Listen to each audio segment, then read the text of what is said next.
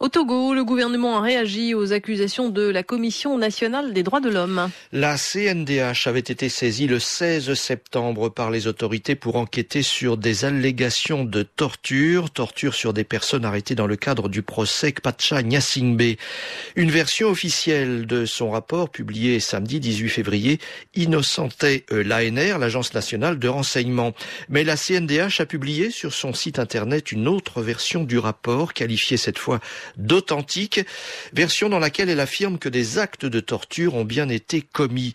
Ceci selon donc la commission, et le rapport rendu public a été travesti et obtenu sur menace.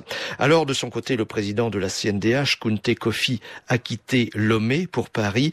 Il assure n'avoir fait que son devoir. Au terme de notre travail, il a été établi que les personnes détenues ont subi soit des violences physiques ou morales de nature vraiment inhumaine et dégradante et qui ont pu causer sur eux soit des préjudices physiques et psychologiques. Et comment le rapport a-t-il été accueilli ? Bien accueilli quand même de la part du président de la République lui-même, mais beaucoup plus l'entourage du président qui était hostile. L'entourage voudrait que nous publions un contre-rapport pour prendre littéralement le contre-pied de ce que nous-mêmes avons pu constater. La version publiée par le gouvernement dit qu'il n'y a pas eu de torture.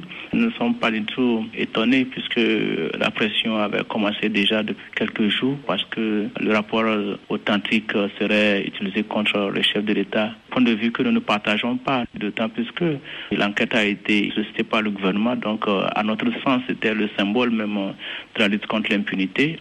À ce stade des événements, je pense qu'il n'y a que l'exemplarité de la sanction qui puisse décourager les éventuels tortionnaires de demain. À la lui où vont les choses, il ne leur arrivera absolument rien.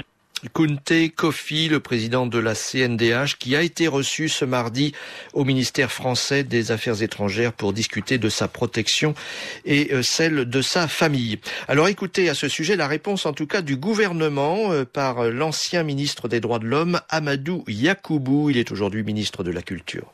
Nous avons été sidérés puisque nous avons reçu un rapport venant de la CNDH que nous avons publié. Et maintenant, on nous dit qu'il y a un autre rapport sur le site de la CNDH et que c'est le rapport qui est l'authentique. Nous avons été sidérés, mais nous avons pris sur nous de voir les deux rapports et maintenant de nous adresser à la CNDH pour savoir lequel de ces deux rapports est finalement l'authentique.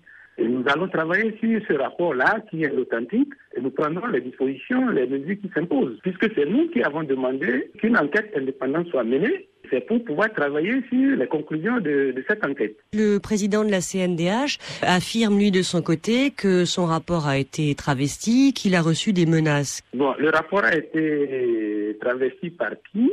Et les menaces viennent de qui ? Vous savez, le président de la CNDH, c'est un ami de longue date, Si c'est vrai qu'il est menacé, il aurait fallu peut-être qu'il nous en parle, ou au plus haut sommet, au chef de l'État. Parce que s'il remet un rapport que le président a apprécié, et l'entourage du président le menace, est-ce qu'il est retourné le dire au président ? Je pense que ça aurait été la solution la plus idoine.